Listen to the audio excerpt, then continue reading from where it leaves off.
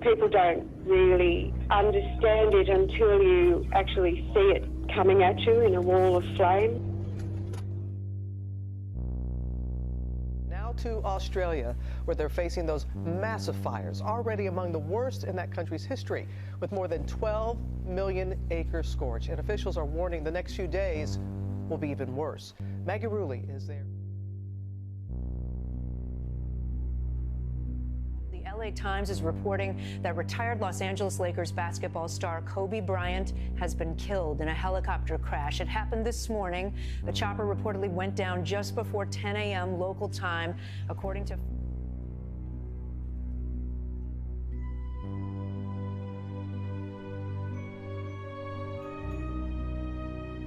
A dangerous virus is spreading rapidly in China, and U.S. officials are very worried that it could come here.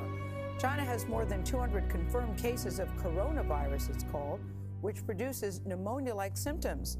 3 people have already died from this illness, which has spread to at least 3 other Asian countries. In a rare press conference, President Donald Trump outlined his government's plan of action to stop the spread of the coronavirus, but urged the country not to panic. This comes as the first death in the US was confirmed in the state of Washington, one of a number of new cases along the West Coast, including the first case of a healthcare worker contracting the virus in the US. While Washington declared a state of emergency, President Trump sought to reassure a nation on edge over the coronavirus outbreak. Because there's no reason to panic at all. This is something that is being handled professionally. We're going to be in very good shape. You know, you're talking about 22 people right now in this whole very vast country. Under orders from the Coronavirus Task Force, the US State Department issued a new advisory to citizens not to travel to parts of Italy and South Korea. The State Department will also work with authorities in those countries to screen anyone coming to the US. It will also bar all foreign nationals who visited Iran in the past 14 days. The White House will meet with pharmaceutical companies to discuss a possible vaccine next week. And we want to get some more information on those masks, why they're so crucial for healthcare workers. For that, we're joined now by CBC medical correspondent and family physician, Dr. Peter Lin. He's in Toronto. Hey, Dr. Lin, good to see you again. Hi, Matthew.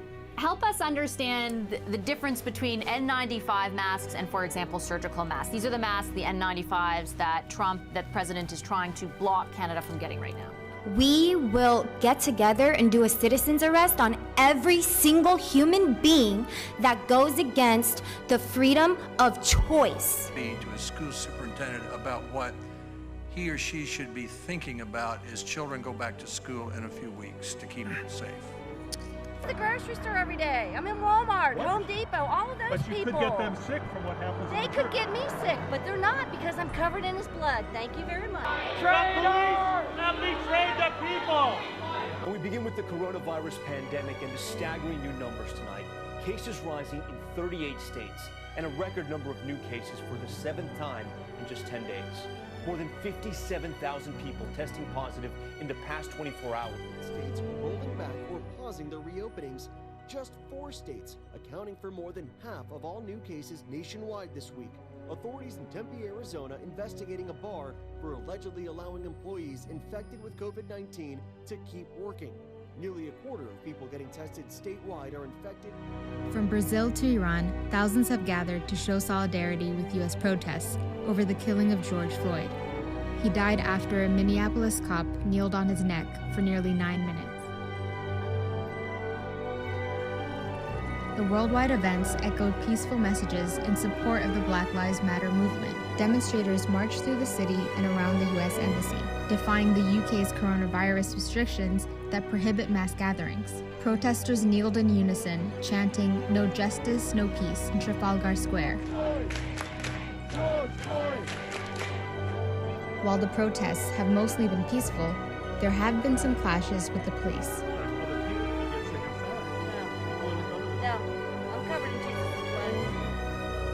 Protesters threw the statue of slave trader Edward Colston into the harbor on Sunday.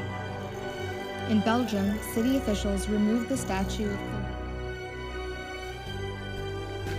In South America, hundreds of protesters came together outside Rio de Janeiro state government building on May 31st. They demanded an end to police brutality against black people in Rio's working-class neighborhoods, known as favelas. Iranians held a small demonstration outside the Swiss embassy. Two Syrian artists donated a Iranian flag in March 2020. And in Israel, a group gathered to protest the killing of Riyadh an autistic Palestinian there, and it happened until the very end of the in London. Large groups torch police cruisers. Officers fire back with rubber bullets. Before nightfall, the looting began. Department stores, churches, and apparel shops slashed by unruly mobs. The mayor calling on the governor to dispatch the national.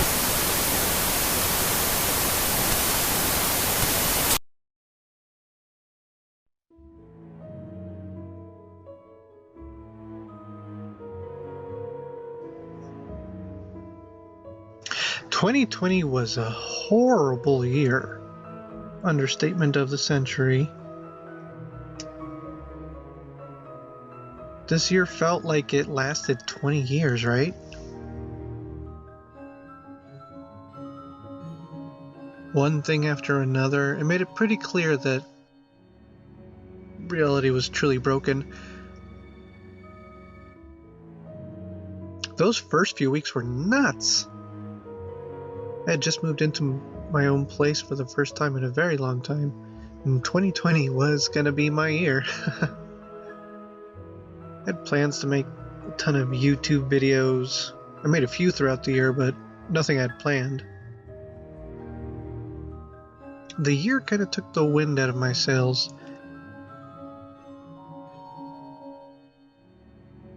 It seemed like every year something terrible would happen.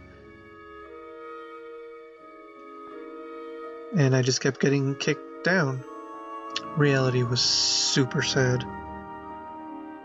My depression lasted for a while, I'll admit. At points it was like an old friend that would come and watch TV with me. It was like that for a good while. So I thought 2020 would be the year that I would change that, and then... Actor Tom Hanks and his wife Rita Wilson have tested positive for the coronavirus. They're in Australia for pre-production of a film about Elvis Presley. Needless to say, March 2020 was a dark time.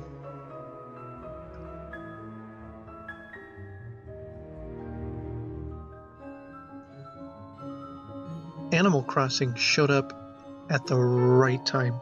It saved the day. There are so many different at types least of for Animal boredom. Crossing players, and yet Animal Crossing New Horizons managed to improve upon the virtual lives of each player type that I can think of. But it's the artists, the decorators, the dreamers who should be most excited. There's an entire island to jazz up, expanding the customizable area far beyond the walls of your house. You can throw a swimming pool on the beach, or add a giant kaiju statue to your garden, even literally move mountains. You can customize so much in New Horizons that I cannot wait to see what y'all create. Those first few years were quiet at first.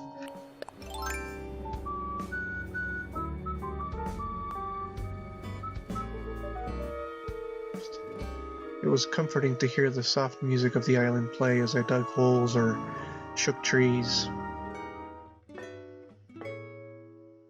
Little Morgan's been doing well on the island. He's made a name for himself. He seems like a very happy-go-lucky kid. It doesn't feel like he's anything like me, really. But honestly, this game is just about projecting your own thoughts and feelings into it. The thing about Little Morgan is that he always seems so happy. And that's sometimes how I come across in real life, is that I'm always smiling, I'm always happy. But there are days where I just don't feel it, and I don't want to, I don't want to pretend, but I'll put on a face and act like everything's alright. Little Morgan, I can tell he's always happy. he always seems like nothing can go wrong. And that's kind of the spirit I try to embody now, but in the real world, sometimes it doesn't work out that way. These are all my animal friends. Agnes and Fauna have been around since the beginning.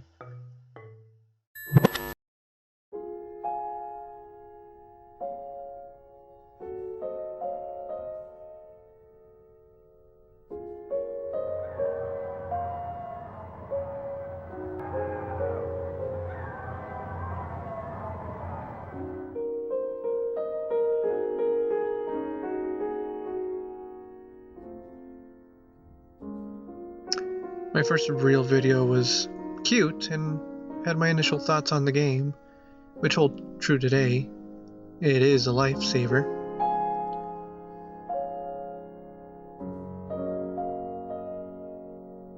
I was able to convince friends to get the Nintendo Switch to come play with me, which was kind of difficult last year because everyone had the same idea.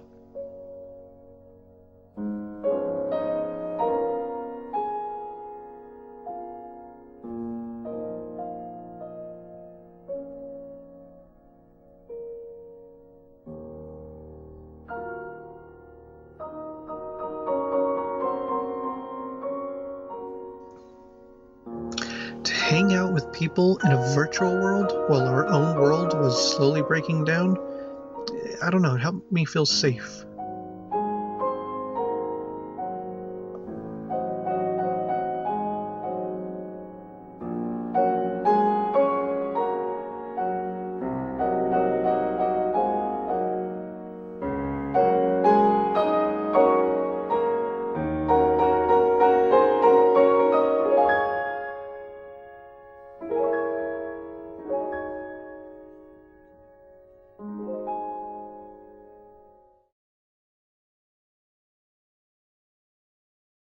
George Floyd was killed by the police, and the world had no choice but to listen. I think it helped us being inside.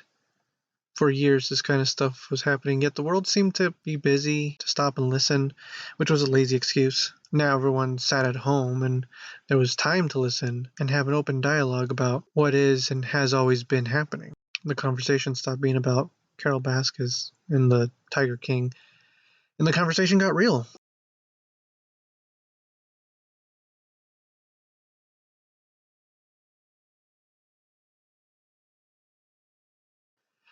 The virus continued to infect the world, and the world leaders waited around. Even after getting it, they continued to act as if Godzilla didn't just walk through and they just ignore it. This is Tokyo, once a city of 6 million people. What has happened here was caused by a force which, up until a few days ago, was entirely beyond the scope of man's imagination. Now let's have it, Steve. What about this monster story of yours? Well, it's big and terrible.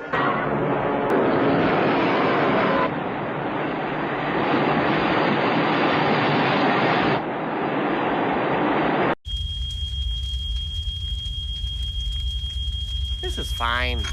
I'm okay with the events that are unfolding currently.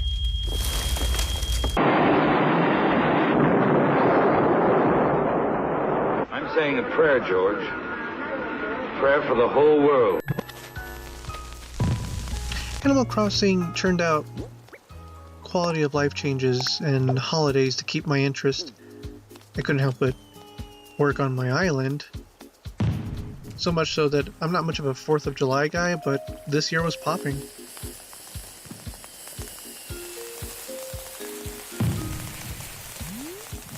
The game was very relaxing after a long day of work. They split our team up in half due to social distancing, which made the hours longer. So coming home and walking around the beach and hanging out with my animal friends was kind of the medicine I needed. Maybe I got it when I went to the bank. Maybe I got it when I got my tooth pulled. I needed it. But I took a test and I was positive. It was a scary time. My world definitely came tumbling down. I was one of the lucky ones. I'm young and healthy. The most I really got was a weekend of being tired and sleeping and being lethargic, and maybe a night of spooky nightmares, but it sort of radically changed my life after that.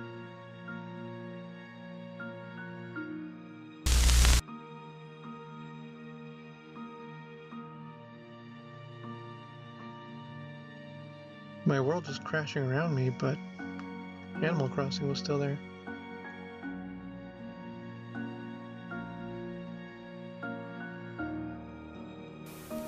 Didn't it feel like by the end of the year, it felt like we were all floating in space, and reality torn asunder?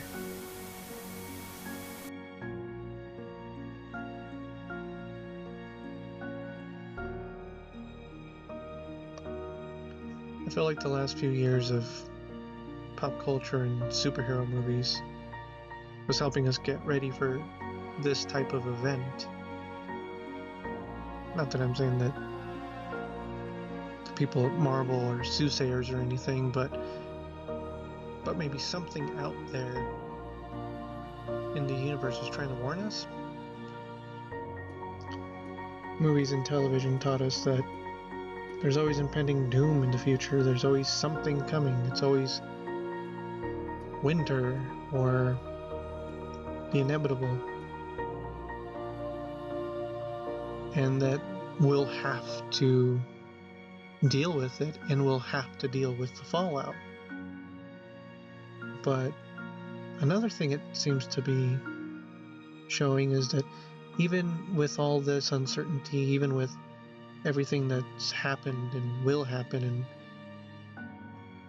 who knows what will happen in the future, being there for each other is what's important, I suppose. Teamwork. How will you fight without a weapon? I've got a better weapon. My heart. Your heart? What good will that weak little thing do for you? Although my heart may be weak, it's not alone. It's grown with each new experience, and it's found a home with all the friends I've made. I've become part of their heart just as they've become a part of mine. And if they think of me now and then, if they don't forget me, then our hearts will be one.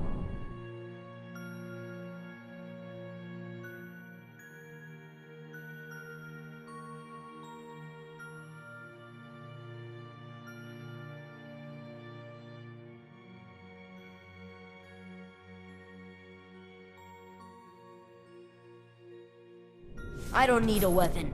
My friends are my power.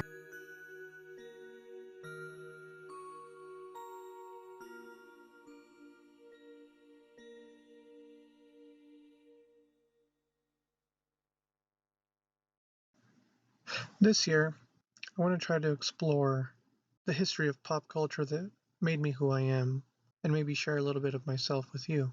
Because I think that pop culture offers an escape from reality. A lot of stuff can come from it too. A lot of things can be learned from it. You can learn to be the hero. You can learn how to be selfless. You can learn how to use your imagination. It's a very powerful weapon.